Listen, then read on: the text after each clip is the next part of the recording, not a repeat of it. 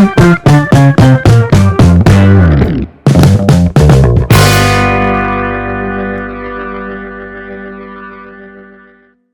to our deep dive. We're going back in time to the year 1500. Like you've given us this collection of excerpts.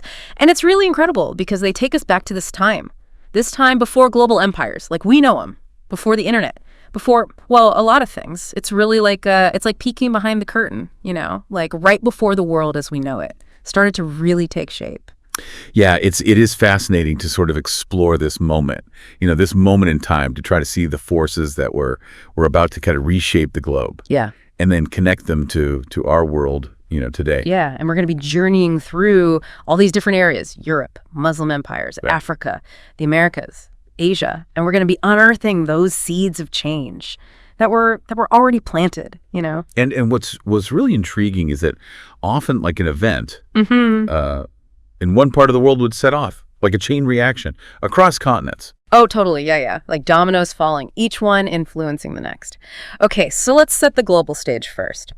We know that the Mongol Empire, which was this mighty empire, right, controlled like this huge chunk of Eurasia, was in decline. So what happened then? Well, as the Mongols faded, you had a new power rising, and that was the Ottoman Empire. And they were strategically located, They quickly gained control of these key trade routes, especially those spice routes to Asia, that everybody desired, everybody wanted. Ah, those spices. I mean, they weren't just for flavor, right? I mean, they were like incredibly valuable commodities back then. Absolutely. Controlling that spice trade, it meant controlling wealth and influence. So when the Ottomans disrupted these routes, it sent shockwaves. Through Europe. Makes sense, yeah. So no wonder European monarchs start like looking for other ways, right, to get their hands on those spices. Exactly, that desire for spices, along with this thirst, for gold and new lands, really spurred European exploration. I mean, you think of Christopher Columbus's voyage in 1492.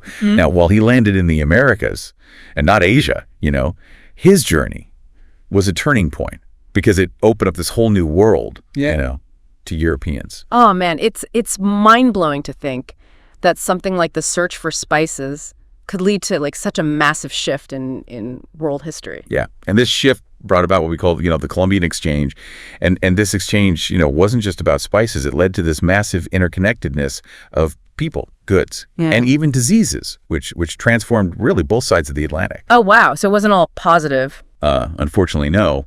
While Europe, they benefited from new crops like potatoes and tomatoes, which fueled, their population growth and economic development. The introduction of diseases like smallpox, that devastated indigenous populations in the Americas. It's a stark reminder of the complexities of globalization, even in its earliest forms. Yeah, it's a complex story for sure. Okay, so let's shift our focus. Let's shift our focus to Europe specifically. You mentioned competition for power. So what was the political landscape like in 1500? Well, Europe was this fragmented continent. It was this patchwork of kingdoms, each with its own monarch, vying for control. It sounded like a constant power struggle. Oh, it was.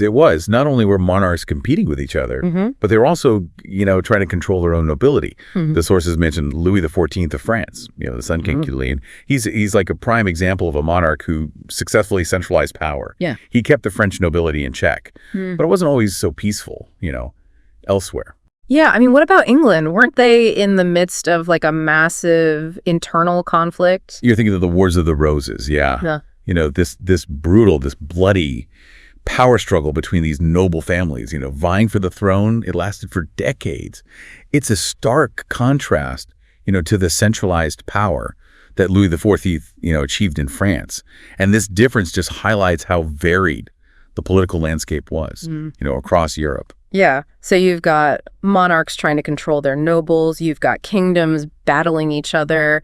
Was there anyone else in the mix that was adding to these power dynamics? Yes. Let's not forget the immense power of the church. In both Western and Eastern Europe, these institutions, they held significant religious authority, and at times their influence even rivaled that of the monarchs. Wow. So it was like a multi-layered power struggle between monarchs and nobles and the church. Exactly. Yeah. Exactly. And amidst this, this internal struggle, European monarchs also had their eyes on expanding their wealth and influence beyond their borders. They were driven by competition and a desire, for more, which played a crucial role in setting the stage, for global exploration.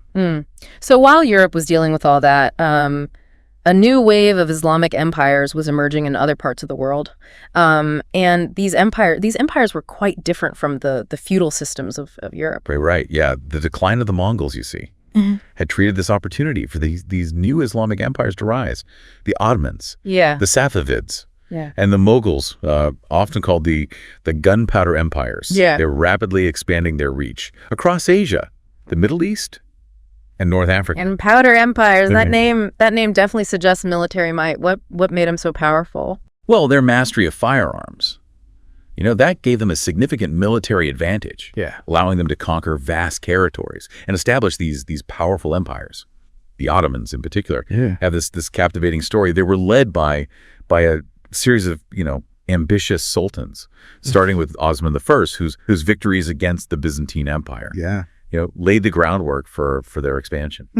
And then there's the legendary capture of Constantinople in 1453 by Mehmed II. Right. That must have been a monumental event. Oh, it was a turning point in history. Yeah. The fall of Constantinople, which they renamed Istanbul, and it sent shockwaves throughout the world because it signaled the end of the Byzantine Empire and the rise of the Ottomans as this major power. Istanbul became the heart of their empire, this vibrant hub for trade, for culture, and Islamic learning. Istanbul is still a fascinating city today. This blend of East and West with a rich history that spans centuries. Yeah, absolutely. But let's not forget that within the Islamic world itself, there were internal divisions that shaped its history. Yeah, you're talking about the Sunni and Shia split, right? The sources mentioned it, but they didn't go into much detail. Right. This division dates back to the very beginning of Islam. After the death of Prophet Muhammad, and it's about who should lead the Muslim community. Okay, so what's the core difference? Well, Sunni Muslims believe that the leader or caliph, should be chosen based on merit and community consensus. Shia Muslims, on the other hand, believe that leadership should have stayed within the Prophet's family, specifically with Ali, his cousin and son-in-law. Okay, so this fundamental difference in belief about who should lead led to the Sunni Shia split. It seems like such a long-lasting impact for one disagreement. It had profound implications. Yeah. I mean, this split, it wasn't just about, theological differences. It shaped political alliances. It sparked conflicts. And it continues to influence the Islamic world even today. Yeah. It's a reminder that even within a single religion, there could be diverse interpretations and perspectives. Yeah, definitely. Okay, so from the power struggles of Europe and the rise of these gunpowder empires, let's turn our attention to another continent with a rich and complex history, Africa. Yeah. And it's important to remember that Africa in 1500, it wasn't a single entity. Yeah, that's a crucial point. Yeah, Africa was incredibly diverse. Yeah. With this vast array of cultures and political systems. The sources we have, they highlight the role of trade in shaping African societies, and the trans-Saharan trade route, connecting North Africa to the Mediterranean and beyond. It was this major artery for goods and ideas. So what was being traded? Imagine these caravans laden with gold, with salt, with ivory, with textiles, and unfortunately, enslaved people traversing the Sahara Desert. And this trade, it brought wealth to some African kingdoms, but it also had this darker side. Yeah. It's a reminder that even in 1500, globalization was already having this profound impact, connecting different parts of the world in complex and often unequal ways. One African kingdom that stood out in the sources is the Kingdom of Congo in West Central Africa, and they seem to have this unique relationship with the Portuguese, didn't they? Yes, the Congolese rulers. They saw the arrival of the Portuguese as an opportunity. They initially embraced trade with them, seeing it as a way to gain an advantage over their rivals. So it was a strategic decision. Absolutely. They weren't just, passive recipients of European influence. They actively engaged with the Portuguese, adopting certain aspects of their culture, including Christianity, which they blended with their existing beliefs. and literacy and education. They also played a key role in strengthening Congo's administration. And for a while, the kingdom flourished. So it sounds like a success story, at least initially. But did this positive relationship last? Unfortunately, no. As the Congo became, more reliant on trade with Portugal, particularly the slave trade, the dynamics shifted. The Portuguese, eager to exploit the region's resources, established this rival colony nearby, directly undermining, Congo's power. Yeah, that's a familiar pattern. Yeah, throughout history, right? Initial contact seems promising, but then one side starts, exploiting the other. Yes. And it's a tragic example of how European colonialism, often unfolded. But it's also important to note that Congo's story, showcases the resilience of African institutions. Right. Despite facing immense pressure from the Portuguese, they didn't simply disappear.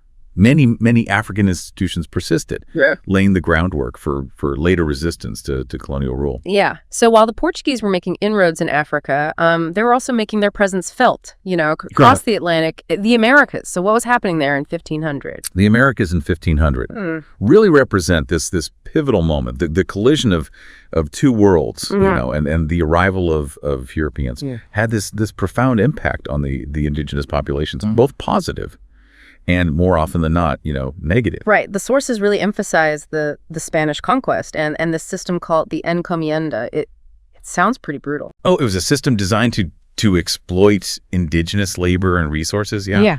The Spanish crown granted conquistadors and officials control over land and indigenous populations, supposedly to protect them and convert them to Christianity. But in reality, it was just a way to force indigenous people into labor. Exactly. These Spanish landowners called encomenderos, they were supposed to care for the indigenous people under their control, but they often abused their power, extracting labor and tribute with little regard for their well-being. And what role did mining play in all of this? The sources mentioned it quite a bit. Oh, mining was central to the Spanish conquest, yeah. I mean, they were obsessed with gold and silver. And the encomienda system, provided a labor force to extract these precious metals from the mines of the Americas. And the human cost was immense. Yeah, it's a tragic and all too familiar story of exploitation and greed. Yes. And it's important to understand how this system laid the foundation for the economic and social structures that would shape the Americas for centuries to come. Yeah. Later on, the encomienda system, it was replaced by the hacienda system, which was more akin to European feudalism. So even though the name changed, the exploitation continued. It's a sobering reminder of how colonialism often adapted and evolved, but the underlying goal remained the same. Control and profit. And while the Spanish were, busy establishing their dominance in Central and South America, another form of colonialism was taking root in North America. You're referring to settler colonialism, right? That's where European powers like England, France, and the Netherlands established permanent settlements, leading to conflict of indigenous populations. Precisely. They weren't just, interested in extracting resources. They wanted to claim the land itself. Yeah, which led to this much more direct and often violent clash of civilizations. Yeah, it's heartbreaking to think about the impact on Native Americans, First Nations, forced off their ancestral lands, their cultures and way of life disrupted, forever. It's a dark chapter in history, but it's essential to remember that indigenous resistance and resilience also played this significant role in shaping the narrative. Yeah. Okay, from the Americas, let's shift our focus to the final destination in our whirlwind tour of 1500 Asia, and it's a vast and incredibly diverse continent. So where do we even begin? Well, Asia in 1500 is like a tapestry woven with empires and religions and cultures. Right? Yeah. We see nomadic horsemen, roaming the steppes, Russian expansion, pushing eastward, and powerful empires like the Ottomans, the Ming Dynasty in China, the Mughals in India, and the rising Maratha Empire, all vying for power. It's hard to grasp the sheer scale and diversity. Yeah. of Asia. Our sources focus on a few key regions: Yes, Southeast Asia, East Asia, Okay. and South Asia. Let's start with Southeast Asia. What made this region unique in 1500? Well, Southeast Asia was this fascinating blend of mainland and maritime influences. It was a crossroads of trade connecting China, India, and the Spice Islands. And the arrival of European traders, especially the Portuguese, added another layer to this already complex mix. Always after those spices. It seems like spices drove a lot of global interaction during this period.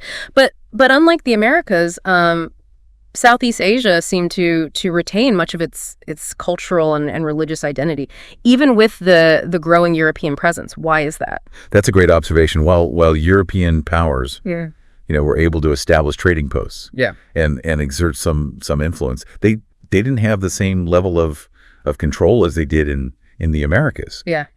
Southeast Asia had strong established kingdoms and this deep-rooted cultural identity that proved more resistant to European domination. So it wasn't just a matter of Europeans arriving and taking over. Not at all. The situation in Southeast Asia was far more nuanced. The region retained its own unique dynamics, and while European influence was certainly present, it didn't completely reshape the cultural landscape. Okay, so one of the key cultural influences in Southeast Asia was Buddhism, right? And the sources mention these different branches: Theravada, Mahayana, and Tantric Buddhism. Can you explain those a bit? Well, Buddhism, like any major religion, evolved over time, and this gave rise to different schools of thought. Theravada Buddhism, the most prevalent branch in Southeast Asia, is considered the most conservative. It emphasizes monastic life, personal meditation, and the teachings of the historical Buddha. Okay, so it's about individual enlightenment and following the original teachings of the Buddha. Exactly. And while Theravada, focused on individual enlightenment, Mahayana Buddhism, which spread widely in Central and East Asia, introduced this concept of the bodhisattva. What's a bodhisattva? A bodhisattva is an individual who has achieved enlightenment, but chooses to delay their own final liberation to help all other beings achieve enlightenment as well. Wow, that's pretty selfless. So Mahayana emphasizes compassion and helping others on their path. Precisely. And while there are differences in practices and interpretations, both Theravada and Mahayana share the core teachings of the Buddha, such as the Four Noble Truths and the Eightfold Path. They both offer this path to liberation from suffering and achieving enlightenment. Just with slightly different approaches. It's fascinating how religions evolve and adapt as they spread. Speaking of East Asia, the Ming Dynasty was ruling China in 1500, right? So what was happening there? Well, the Ming Dynasty was this period of stability and prosperity for China. They focused on domestic agriculture, reduced reliance on foreign trade, and even launched these impressive maritime expeditions led by the legendary Admiral Zheng He. Oh yeah, I've heard about Zheng He. I mean, his voyages, they were incredible feats of exploration. Yes. Yeah. Seguin's voyages, they showcased China's naval power and reached across Asia and Africa, establishing trade links and diplomatic ties. He commanded this massive fleet of ships, some of the largest the world had ever seen at that time. But I also thought the Ming Dynasty was known for its isolationist policies. I mean, it seems like a contradiction. That's a great point. It might seem like a contradiction, but it really reflects the complexity of the Ming Dynasty's approach to the outside world. Initially, they were open to trade and exploration, as demonstrated by Zheng He's voyages. However, negative encounters with European powers, particularly the Portuguese, led them to shift towards a more isolationist stance. So it was a reaction to specific events rather than a fixed policy. Exactly. The Ming emperors, they became wary of European intentions and the potential for disruption. So they restricted trade and limited contact with the outside world. And this shift towards isolationism would have long-lasting implications for China's relationship with the West. It's interesting how different cultures responded to European encroachment. Some embraced it, some resisted it, and others found, like a balance in between. It seems like there was no single universal response. That's right. And speaking of different responses, let's turn our attention to Japan. Like China, Japan also experienced this period of internal conflict, before consolidating power under the Tokugawa shogunate. But their response to European influence was quite distinct. Yeah, the Tokugawa shogunate is known for its strict policy of isolation, right? They basically shut themselves off from the rest of the world for centuries. Yes, yeah. The Tokugawa, after unifying Japan, imposed this strict policy of isolation, known as Sakoku. They banned most foreign contact. Right. And trade, expelling Christian missionaries, and limiting Japanese citizens from traveling abroad. And this policy lasted for over 2 centuries. And it really shaped Japan's unique development. It's a fascinating example of how a society can choose to protect its cultural identity, by deliberately limiting external influences. It raises the question, what would Japan have been like, had they remained open to the world? It's a question historians, still debate. The Tokugawa period had its benefits and drawbacks. It brought peace and stability, but also stifled innovation in some areas. It's a reminder that every choice, has its consequences, and history is full of these what-if moments. Yeah, definitely. Okay, our final stop on this whirlwind tour of 1500 is South Asia. The Mughal Empire was the dominant force in the region, wasn't it? So what set them apart? Well, the Mughals were this powerful Muslim dynasty. They ruled over much of India. Yeah. Leaving behind this legacy of impressive architecture, cultural blending, and a relatively tolerant approach to religious diversity. Yeah, I've always been fascinated by the Taj Mahal. One of the most beautiful buildings in the world, and it was built by a Mughal emperor, wasn't it? You're right. The Taj Mahal is a testament to the Mughal Empire's architectural prowess and artistic sensibility. Yeah, it was built by Emperor Shah Jahan in memory of his beloved wife, Mumtaz Mahal. It's a powerful symbol of love and loss, and it really speaks volumes about the Mughals' cultural achievements. But I also know that the Mughals eventually faced challenges from European powers, particularly the British. Yes, the British East India Company, initially a trading company, gradually expanded its influence in India. Taking advantage of the Mughal Empire's decline in the 18th century. And this marked the beginning of British colonialism in India, a chapter with profound and long-lasting consequences. It's a reminder that even the most powerful empires are not immune to change, right? I mean, the world in 1500 was this dynamic place with the seeds of future transformations already being sown. And that's what makes this period so fascinating to study.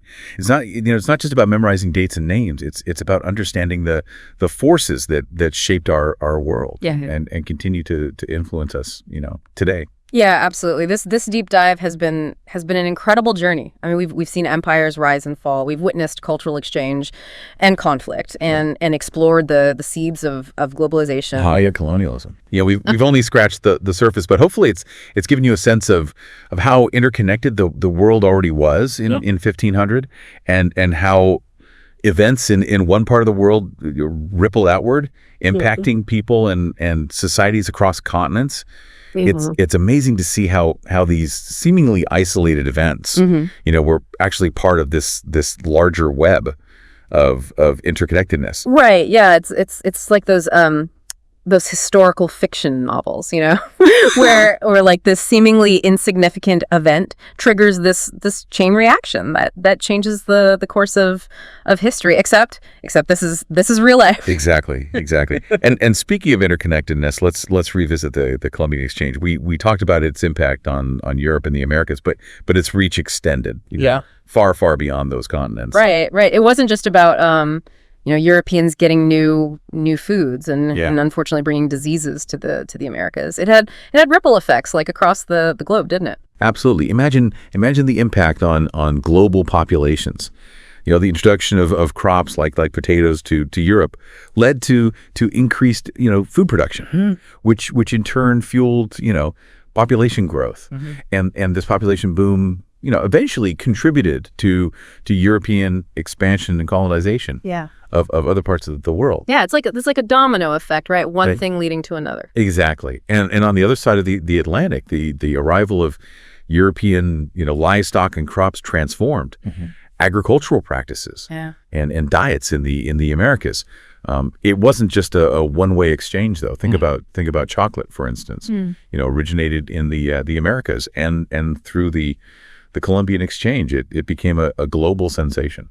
Wow, I never thought about chocolate in that way. It's a delicious reminder of the interconnectedness of our world. But the Columbian Exchange also had a dark side, right? I mean, we can't forget about the devastating impact of diseases. Unfortunately, that's one of the most tragic aspects of this period. European diseases like smallpox, measles, and influenza, ravaged indigenous populations in the Americas. These populations had no immunity to these diseases, leading to widespread death and societal collapse. Yeah, it's a sobering reminder of the unintentional consequences of human interaction, especially when power dynamics are unequal. Yes, and it highlights the complexities of judging historical events. From a modern perspective. I mean, while we recognize the devastation caused by diseases, it's important to remember that people back then didn't have the same understanding of germs and transmission. That we do today. Right. It's not about judging them. It's about understanding the context of their actions. Okay, so we've talked about the Columbian Exchange, European power dynamics, and the rise of Islamic empires. Let's go back to Africa and delve a bit deeper into the Kingdom of Congo.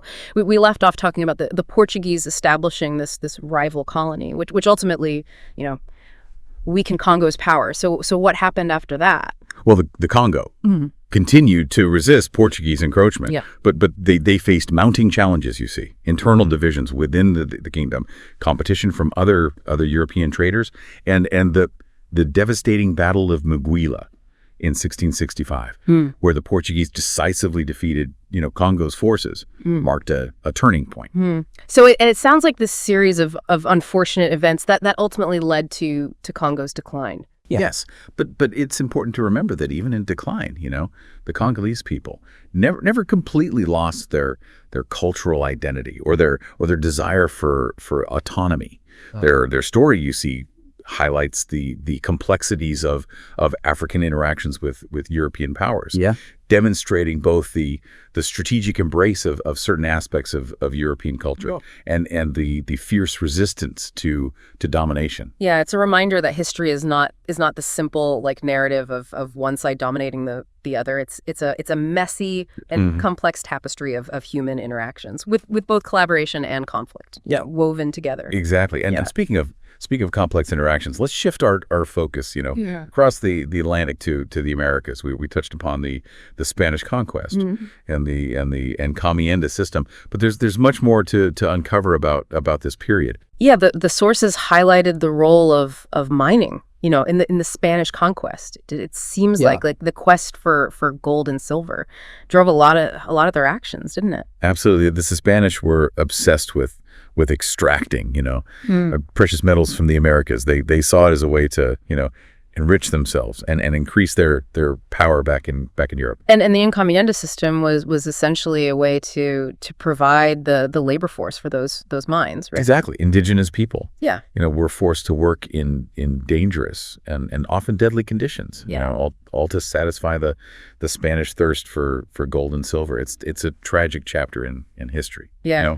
Marked by exploitation, cruelty, and the loss of countless lives. It's hard to imagine the scale of suffering, inflicted upon the indigenous populations. It's a dark period, and its legacy, continues to impact the Americas today. But even amidst the brutality, there were moments of resistance and cultural survival. Yeah. History is never just, one side winning or losing. There are always multiple perspectives and layers of complexity. Speaking of complexity, we briefly touched on the hacienda system that replaced the encomienda system. Yeah. How did that system work, and was it any better for the indigenous population? Well, on the surface, the hacienda system, seemed like this less brutal system than the encomienda. It moved away from direct control of indigenous labor and focused more on large land holdings where indigenous people were encouraged to work in exchange for wages or for share of the crops. However, this often led to a cycle of debt peonage, where indigenous workers became indebted to the landowner and were essentially trapped in this system of forced labor.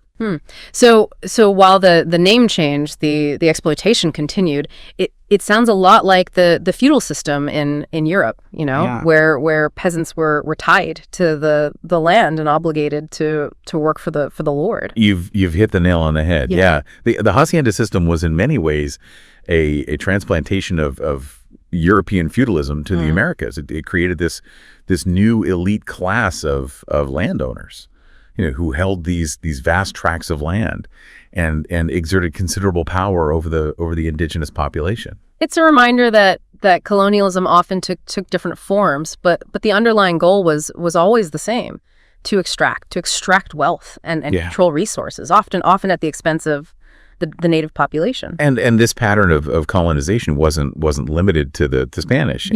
As we mentioned earlier, other European powers were establishing their presence in North America through settler colonialism. Right. The English, French, and Dutch all had their own colonies, each with its own unique approach and impact on indigenous communities. So what were some of the key differences between Spanish colonialism in Central and South America and settler colonialism in North America? That's a great question. One key difference is that settler colonialism in North America focused on permanent settlement and displacement of indigenous populations. European settlers came to North America with the intention of establishing their own communities, claiming land for agriculture, and ultimately pushing indigenous people off their ancestral land. So it was about claiming the land itself, not just extracting resources. Exactly. Yeah. And this created this much more direct and often violent clash of civilizations. Mm-hmm. In Central and South America, while the Spanish certainly exploited indigenous labor and resources, they also to some extent incorporated indigenous populations into their colonial society, albeit in a hierarchical and often oppressive way.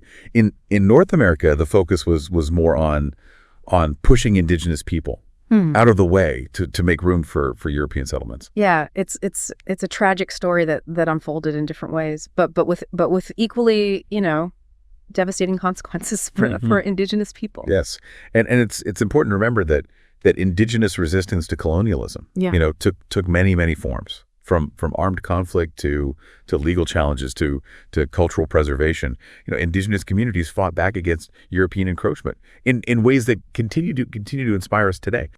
Speaking of different responses to European influence, let's shift our focus back to Asia. We were discussing the Ming Dynasty in China, and their shift towards isolationism. What were some of the factors that led to this change in policy? Well, one key factor was the negative encounters they had with European powers, particularly the Portuguese. The Portuguese arriving in the early 16th century, were eager to establish trading posts and expand their influence in China. However, their aggressive tactics and attempts to convert the Chinese to Christianity created suspicion and resentment among the Ming court. So it was a clash of cultures and ideologies. As much as a clash of economic interests. Absolutely, the Ming emperors saw the Portuguese as this threat to their authority and the stability of their empire. They were also concerned about the social and cultural implications of European influence. Remember the Ming Dynasty had recently overthrown Mongol rule. Yes. And we're focused on restoring Chinese traditions and values. Right. So it makes sense that they would be wary of any foreign influence that could undermine their efforts to reassert Chinese identity and control. Exactly. So in response to these perceived threats, the Ming emperors, gradually implemented policies to restrict trade, limit contact with foreigners, and control the spread of Christianity. It seems like this shift towards isolationism had this profound impact on China's development. It essentially cut them off from the wave of global exploration and technological advancements that were happening elsewhere.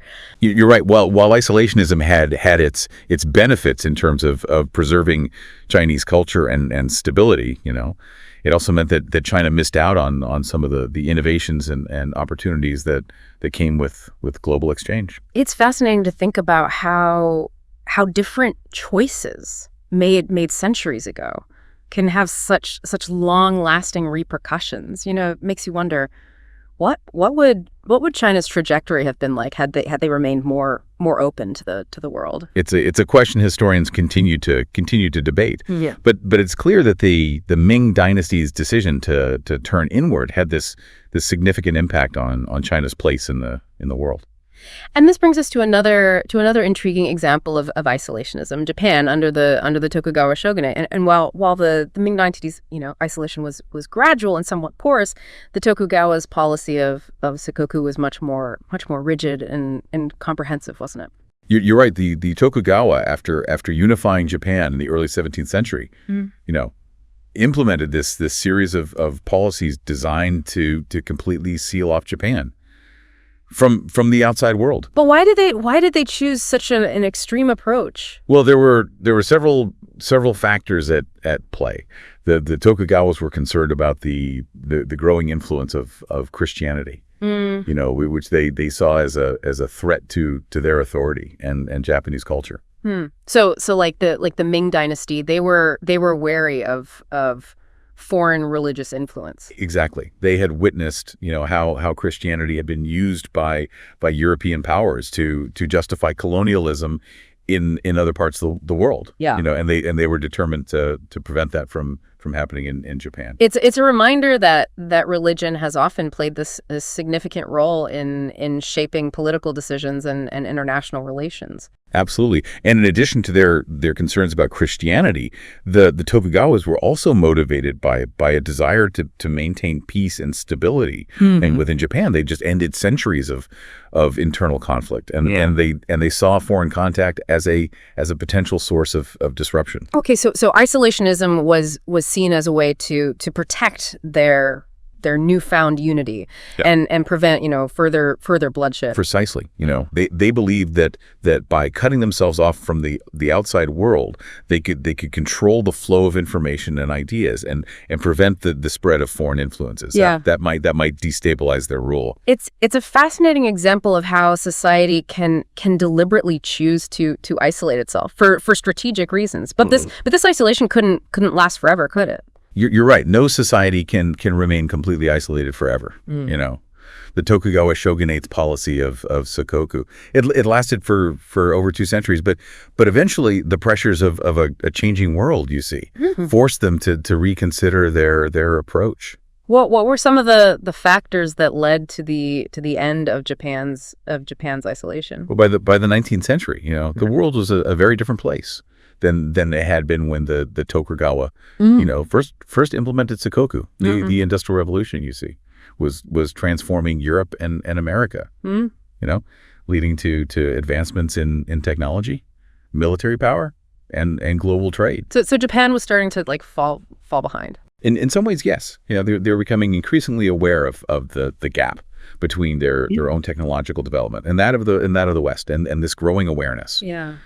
Created this sense of vulnerability, especially as Western powers began to exert more pressure on Japan to open its ports to trade. It sounds like Japan was facing a dilemma: maintain their isolation and risk falling further behind, or open up, and face the potential challenges of engaging with this rapidly changing world. Exactly. It was a difficult choice. And ultimately, the decision to end sakoku was made for them when Commodore Matthew Perry of the United States Navy arrived in Japan in 1853 with this powerful fleet of warships. Wow. Talk about a forceful way to end isolation. It sounds like Japan had no choice but to open its doors to the world. You're right. Perry's arrival, known as the Black Ships Incident, was a turning point in Japanese history. It marked the beginning of Japan's rapid modernization and integration into the global economy. It's amazing how one event can have such a profound impact on a nation's trajectory, from a closed off society to a major player on the world stage. It's quite a transformation. It's a testament to Japan's resilience and adaptability. They were able to learn from the West, modernize their economy and military, and ultimately emerge as this major power in their own right. And that brings us back to the interconnectedness of history. What happened in one part of the world, like the Industrial Revolution in Europe, could have this ripple effect across the globe, even impacting a nation as isolated as Japan. Precisely. And these connections weren't just limited to technology and economics. They extended to culture, to ideas, and even political systems. Yeah, it's a reminder that history is not a collection of isolated events, but a complex web of interconnected stories. Each influencing the other. And as we delve deeper into these stories, we gain a better understanding of how our world came to be, and the forces that continue to shape our lives. Today. Yeah, absolutely. Okay, from isolationism in China and Japan, let's shift our focus to South Asia. We were talking about the Mughal Empire and their impressive cultural achievements. So what were some of the key factors that contributed to their success? Well, the Mughals were skilled administrators and military strategists. They were able to unify much of India under their rule, establishing this relatively stable and prosperous empire. They also fostered this vibrant culture that blended, Persian, Indian, and Islamic influences. Yeah, the Taj Mahal is a perfect example of that cultural blending, isn't it? Absolutely. It's a masterpiece of Mughal architecture, combining elements of Islamic, Persian, and Indian design.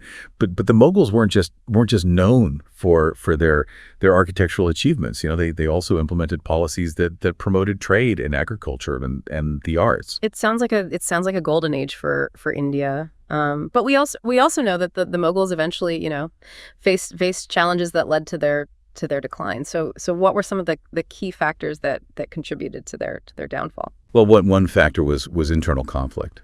The Mughal Empire was vast and diverse, and over time different regions and factions began to assert their independence. And this internal fragmentation weakened the empire and made it vulnerable to external threats. It seems like this common theme throughout history, right?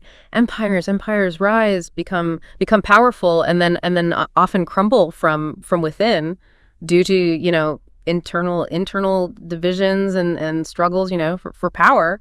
You're right. It's a cycle that we see repeated time and again in the case of the Mughals.